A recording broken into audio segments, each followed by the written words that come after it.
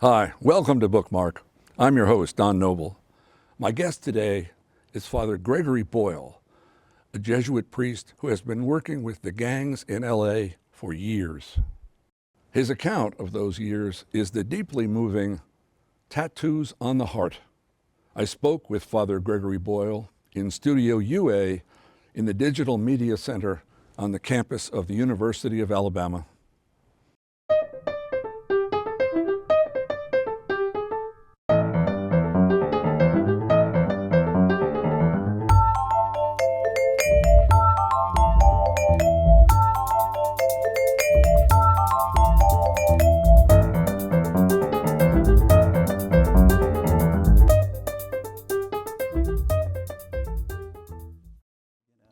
Father Boyle, Gregory, it is nice to see you. I'm happy to meet you. Likewise. You've come here at the invitation of the Honors College because all the freshmen at Honors College are reading your book? Forced to read my book against their will, yes. Oh, good. It won't hurt them a bit. What have they got you doing over at the Honors College? Oh, meetings and talking to classes and lunches and breakfasts, and so I'm being well fed. How long have you been with us? Just this morning. Oh, already? Yeah. Well, you've got more meals to go. Yeah. It is. Being on the road talking about your work is not news. What I've read about you, you speak somewhere, you meet with people a couple hundred times a year, don't you? Yeah, pretty much. Homeboy is 37 years old, so I kind of ran the day-to-day for 25 of those years. And so I have 4 books out. So, anyway, I get invited to speak. So sometimes I bring homies. I didn't this trip because I was coming from a retreat I gave. But normally I do that, and they also speak. And of course, it's always a fundraiser. Yeah, well, this is not, but yeah, I suppose, yeah. You're trying to get the word out about, strategies in terms of inner city life and right. Before you started Home Industries, before Homeboy Industries, before you were a priest, where did you grow up? What kind of life did you have as a young man before priesthood, and where was it? Yeah, grew up in Los Angeles. I have 5 sisters and 2 brothers, and my parents are gone now, but they were together forever. And yeah, it was you kind of see the contrast because I sort of won all these lotteries, family, zip code, education, and the folks I have been walking with for 40 years, none of them won those lotteries, not a single one of them. So you see the great disparity between the haves and the have-nots, and privilege. Of course. We deserve no credit for having chosen our parents or our birthplace, or half the things that really, really matter were not things that we can take credit for. That's right. Just luck. Luck of the draw. Well, as a Jesuit, you might have become a professor at Notre Dame. You might have become a teacher somewhere. You might have done a whole variety of things. But for reasons of your own, you chose a kind of inner city social work, working with gangs and working with very underprivileged. Yeah, I don't know if I chose it so much as it chose me. I mean, I went to Bolivia. I learned Spanish. It kind of turned me inside out in terms of wanting to walk with the poor. And then, so the poorest place we had in California was this parish in Los Angeles. I said, well, send me there. So my Spanish wasn't good, but which was kind of one of the great gifts I gave to that community, I think. Was if the Spanish had been good, then I would have been out in front leading. But instead, I was the janitor, so I was behind. So it kind of forced the people, women mainly, because the profile in the housing projects are women with children, not a lot of men. And that, so they became the leaders, because prior, you had a Spanish-speaking priest from Mexico, and they'd look at him and say, Padrecito, ¿qué hacemos? What should we do? And he would lead the way. And they'd look at me and I'd go, I don't even know what question you're asking, So it was, when I look back on it, it was kind of a blessing, because it empowered them. They took charge. And so my role just became to encourage them to... And also, in one's halting second language, one is much less of a wise guy and a know-it-all. Yeah. Well, you can't do it. You can't do it. Yeah. Right. So then you have to lead with humility. You have no choice, Absolutely. Yeah. In fact, even humiliation is your compass. On occasions where I've been somewhere where I did not speak the language at all or not very well, it's a exercise in being not the smartest person in the room at all. Yeah, which is good. It's a total, to me, absolutely brand new. But you and the Pope have shared some biographical travel. That is an experience, a life-changing experience in Spanish-speaking South America. That's kind of interesting. Yeah. Which Pope? Oh, the current one? The present one. Yeah, okay. Yes, yeah. The brand new one. The other one was also a Jesuit, so... there is that thing. There's something, there would be the phrase that, you're evangelized by the poor. So there's a way where they can, because they stay kind of close to the marrow of the gospel, and you watch them and there's a dignity and nobility. It's not you don't romanticize them in this. You just kind of say they have a bare bones approach to how to, live as though the truth were true. And so that's very attractive. It was to me. In those days, Bolivia was the poorest country in the Western Hemisphere, poorer than Haiti. And so it was just, and had really a political upheaval, and the price of things were incredible. So, and a lot of Quechua Indians and indigenous folks. And so it was pretty interesting, but it just kind of turned things upside down for me. Well, obviously it worked all to the good. Your book, and you make a point of this early in the book, is not a memoir. It is not your story. This is what happened to me and what I did. It is, in fact, and this is not just rhetoric. It is the stories of all those people, mainly young men, but not entirely. Yeah. It is their stories, kind of one after the next. Yeah. And they would have, almost all of them would have been in a gang. Start really right at why does a young man join the gang? Yeah, well, I always say no hopeful kid has ever joined a gang, and that no kid is seeking anything when he joins a gang. He's always fleeing something. And there are really no exceptions to that. And although sometimes gang members will say, well, no, hang on, I had both my parents, and then you kind of do this thing and you go, still, I've never met a kid, a hopeful kid who joined a gang. So you have to kind of do the work, which is kind of what the therapeutic process at Homeboy is, to excavate the wound and see, well, why did you join a gang? What happened to you? What made it necessary for you to do that? So the baseline is kind of despair and kids being unable to imagine a future for themselves. And that's kind of the broadest kind of bucket. And then there's the traumatized, the kids who can't find their way clear to transform their pain, so they just keep transmitting it. And then the smaller bucket is the mentally ill kid, So, and that's it. There are only those three buckets. And generally speaking, it's about a lethal absence of hope. So I kind of learned early on that it was about something else. Whereas people wanted to just shut it down wipe out gangs, lock them up, throw away the key. But the violence was about something else. It was about this lethal absence of ability to imagine a future.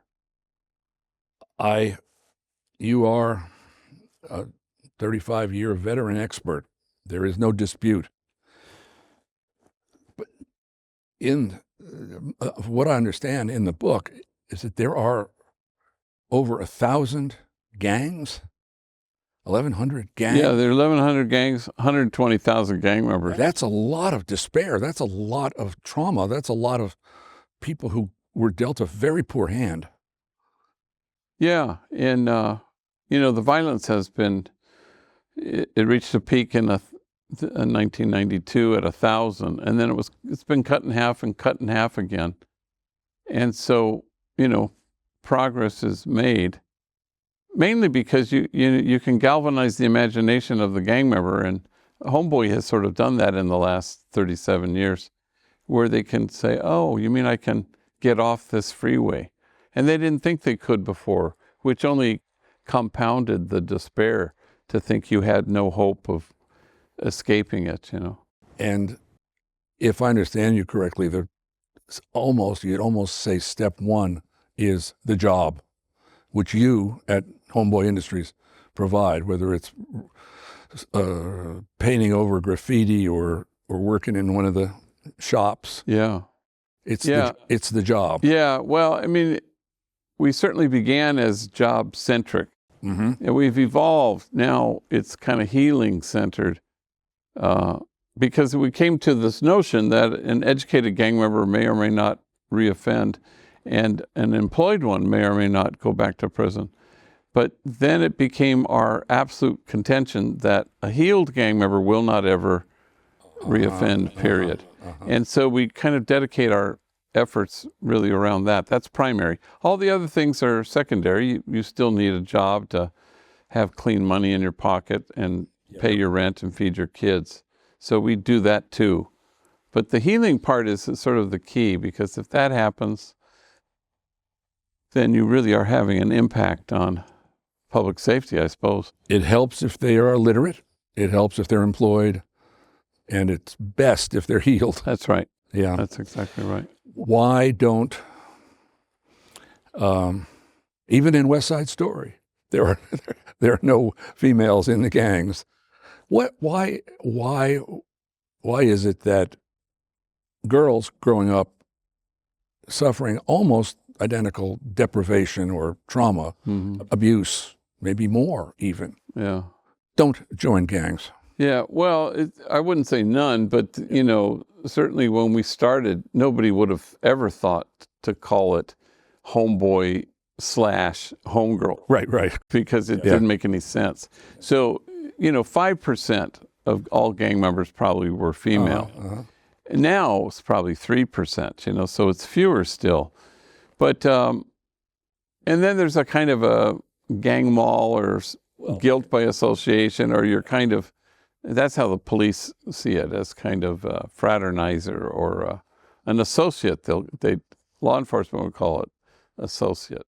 The need. But we had to change who we were, because it was, at some point we had to, all the guys who work there now, we have 800 employees, are men, all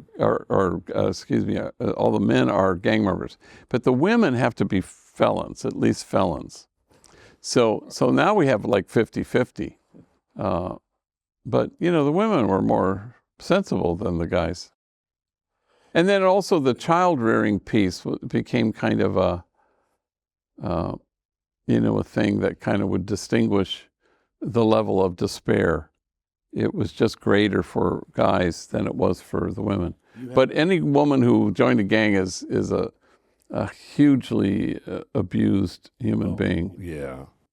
You have a tiny section where there is a young woman who's 16 who wishes to become pregnant, wishes to become a mother. And I think you ask her, that's going to complicate your life, that's difficult. And I think her response that's something she wanted to do before she died. Yeah, she told me, whatever she was, 15, 16, she goes, I'm pregnant. She was giddy. And I think my face must have signaled something. And she goes, I just want to have a kid before I die. And she thought she was going to die at 18. Well, I thought, where does a 16-year-old girl get off thinking she's not going to see 18? But that was part of the air everybody breathed. It was a despondent kind of thing. Well, you, whether you're traumatized or not, it's not visible at the moment, but you conducted 167 burials in your first 20 years. And at one point, you conducted 8 funerals in 3 weeks. Yeah. That must have been an enormous emotional toll on you. I mean, I know that you don't want to say, I suffered, but you must have suffered. That must have been terrible. Yeah, it's funny to hear that number. It's 263 now, but yes. Yeah, especially in the early days, part of the thing is I know a lot of gang members, so I get asked to do this. Right. But in the early days, it was kids I loved who were killed by kids I loved. And so it made it excruciating. But, and you just have to find your, death can't be the worst thing that can happen to us. If it is, you'll be toppled by life itself. So you come to see that readily. You have a chapter called Success, which I was taken with it. After a lifetime of grant writing and accountability, one thing and another, your notion in that chapter, your definition of success is not statistical exactly. I mean, what you redefined it for yourself so that you could live with it. Yeah, it's just, I kind of borrow from Mother Teresa, who says we're not called to be successful, we're called to be faithful. So you kind of want to land on an approach, a stance, a disposition at the margins where you, that you love and trust and want to stay faithful to. And that is the only thing that can matter. Otherwise, you'll choose to work with the most likely to succeed, and that's not what I want to do. I want to, you want to walk with people who nobody else cares to walk with, and that's important. But if your engine is success or evidence-based outcomes, even that's the one. Yeah. And I just think some people have to care about that stuff. I just don't want to be one of them. Well, those are statistics. Yeah, exactly. That's not what you're doing. Yeah. I mean, in fundraising, they'll kind of show us that. And yes, right. But then you change your population. You end up walking, you work with people who are going to give you better outcomes, and I'm not interested in that. So the outcomes are never going to be satisfactory to any objective observer. Yeah. And what does it mean anyway, All it is you delight in the person in front of you. You just love. Yeah. You listen, you love. There is an event that you describe, which it struck me as the most painful moment in the book. You are at, I think you were presiding at a funeral of a homie who was killed. And you are in the audience, in the congregation. Yeah. There's a woman whose daughter had been set afire by that dead man and his gang. And you're exhibiting compassion, forgiveness, and not praise, but you're talking about the dead person, someone you loved. Well, actually, it wasn't at a church. It was at a talk, and it was generic. It was, and she rushed me on the stage. Yes. but not because of anybody who I knew who had, but it was the generic gang member who had done this to her daughter. Yeah, who I didn't know. It was in a whole other county. But you were suggesting forgiveness, and actually the section in the book is sympathy, empathy, And compassion. Yeah. And I struggled with that for a bit, and because I think it's an immensely complicated trilogy there, a little trio of words. Yeah. But so I was Yeah. I was in those early days. Yeah. And this goes way back, almost 40 years. Uh-huh. And that was trying to put a human face on the gang member because the demonizing was writ large. It was so pervasive. So if you could kind of somehow put a human face, Yes. which it was hard for her to manage because this horrible thing had happened to her daughter. Right. Right. So then it was, how dare you put a human face on the gang member, basically. So I get it. Inhuman person. Yes, exactly. Right. Yeah. So, so the sympathy, empathy, and compassion came when I worked at Folsom Prison, and I was teaching a course on American short story. Mm-hmm. And it was a Flannery Connor story, I think it was. Good Man is Hard to Find. Good Man is Hard to Find, yeah. And so I was saying, well, define your terms, because they were using them interchangeably. And one guy said, well, sympathy is when your homeboy's mother dies and you say, hey, I'm sorry to hear about your mother. Right. And then empathy, he said, is when your friend's mother died and you say, hey, I'm sorry to hear about your mother. My mom died not that long ago. I know what you're going through. So empathy. And then they were stumped. I said, compassion and silence. And finally, one old guy said, compassion is entirely different. He said, compassion is what Jesus did, he said. And then he stopped and he said, compassion is God. And I thought, pretty good. That works for me, yeah. It is forgiveness and compassion.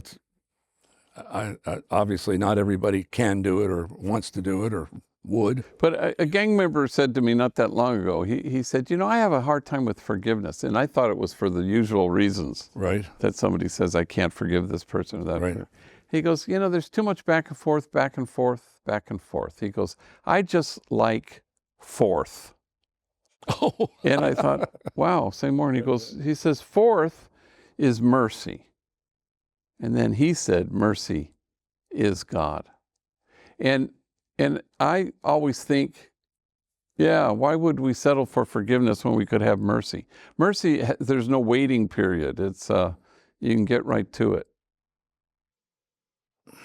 One of the oddities in the book, I thought, surprise, not an oddity, but a surprise to me, is, and this may not be the right word, but there's a kind of necessary passivity on the part of you and your organization. That is, you don't go out and evangelize in any kind of normal evangelical or recruit or and also there's a tiny bit in there about trying to negotiate treaties and so on between gangs, and you backed away from that with a philosophy that's basically they have to be ready, they have to come to you.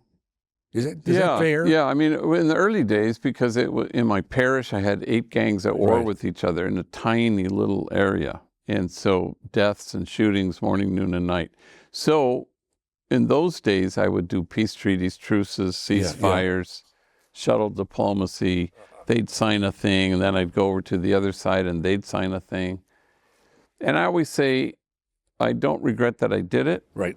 And I'd never do it again, because I realized that it served the cohesion of the gang, and it was supplying oxygen to the gang, which was not a good... It legitimizes them in a peculiar way. They are a genuine, bona fide institution that you are dealing with as an institution. But it's not Northern Ireland. It's not the Middle East. Right.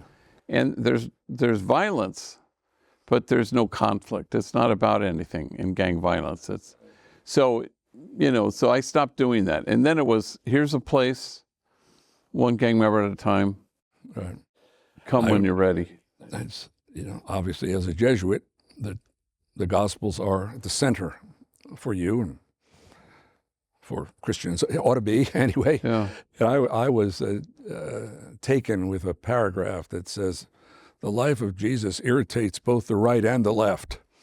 Yeah, an equal opportunity pisser offer, I think I called it. Yeah, no, it is, so, but that's why, that's where the authenticity is. It stays close to the marrow. Well, he lived with, dealt with, was one with the poor and the have-nots, and failed in the liberal tradition to fix the institutions that were causing the trouble. Yeah. So he managed to, as you say, irritate both the left and the right. I also, this is a kind of a closing thing, but I loved the malapropisms. Oh, yeah, yeah. My favorite was the young man who's going to have lunch at the Starvation Army. Oh, that's right, yeah. But the more elaborate one was it Paul's letters? Paul's letters to the genitals? Oh, that's right, yeah, to the genitals. It is and I had a homie told me, he said he was giving me tips on how to speak publicly. And he said, you always have to pepper your talk with self-defecating humor. And I said, yeah, no shit, that's good advice. Well, that is a magnificent closing line because we're finished. Okay, there you go. Thank you very much. This has been a pleasure. Yeah, pleasure being with you.